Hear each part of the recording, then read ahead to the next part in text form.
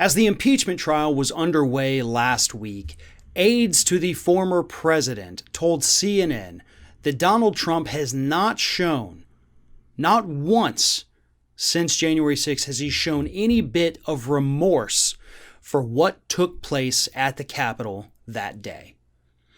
And just, speaking legally here, when you're trying to build a case against a defendant, somebody accused of a crime, one of the things that the prosecution likes to show is that the guilty party has no remorse whatsoever.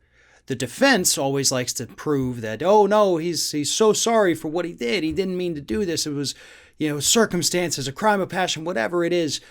And these aides to the president who spoke to CNN, or former president, say that there's none. There is no remorse. This man has absolutely no shame, no pity, nothing for what happened in the Capitol, even after all of these new videos emerged during the trial last week showing how terrifying the situation truly was. And the aides also say that his relationship with former Vice President Mike Pence is shattered. And this actually, as CNN points out, confirms what Pence's aides have told CNN, and that is that there's no more love between the two. Mike Pence was also one of the victims of this insurrection. We know, based on social media posts, that some of these folks went into the Capitol with the intent to get Mike Pence. They were unhappy that he was going to preside over the Electoral College certification, which is his job as vice president. They viewed him as a traitor. Trump's attorney, Lin Wood, said he has proof that Mike Pence is a traitor, I guess to Donald Trump, clearly not to the country. And we've all seen the video, of course, of Mike Pence being ushered away as the folks were coming down the halls. So Pence has a good reason to be upset with Donald Trump, especially if Trump is not showing any remorse. Trump hasn't picked up the phone and said, hey, Mike, dude, I am so sorry. I didn't know that was going to happen to you. Man, I certainly didn't mean that. Like, that's really all it would take, but Trump can't do that.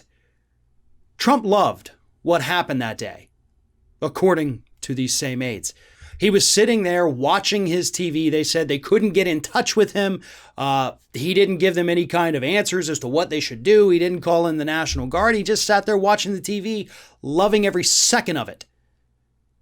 And even after he found out what these people wanted to do to his vice president, wanted to do to some of his friends in the Senate, he still didn't stop loving every second of it. Didn't have it in him to make those calls and say, oh my God, I'm so sorry. Now, none of that is shocking. As I've repeatedly said over the years, and many others have pointed this out as well, if you try to work with Trump, he will end up humiliating you. When it is no longer expedient for him to like you, he will drop you. You mean nothing to him. I mean, this is pure psychopathic behavior. So is the lack of remorse or empathy. Not sociopathic, we are talking psychopathic.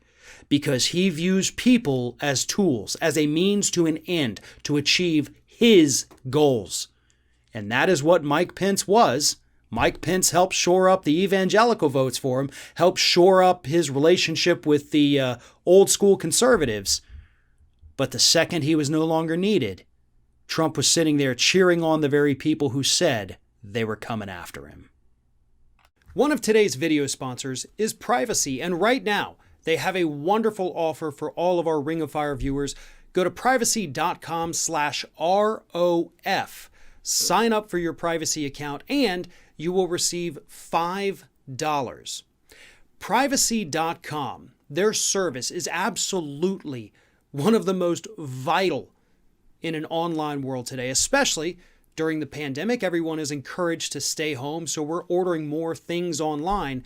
And so your bank account information is more vulnerable than ever.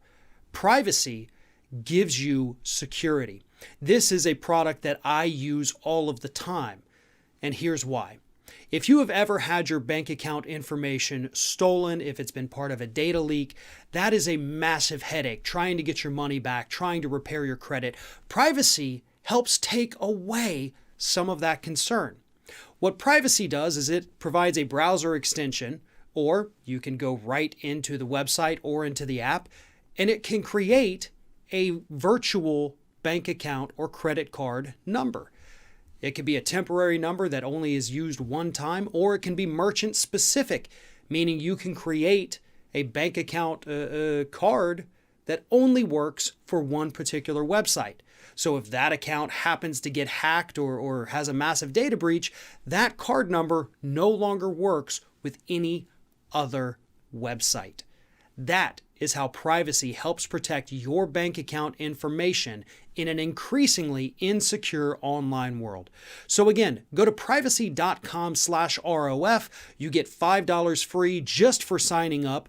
Or if you don't want to type it in, just click the link at the top of the video description below.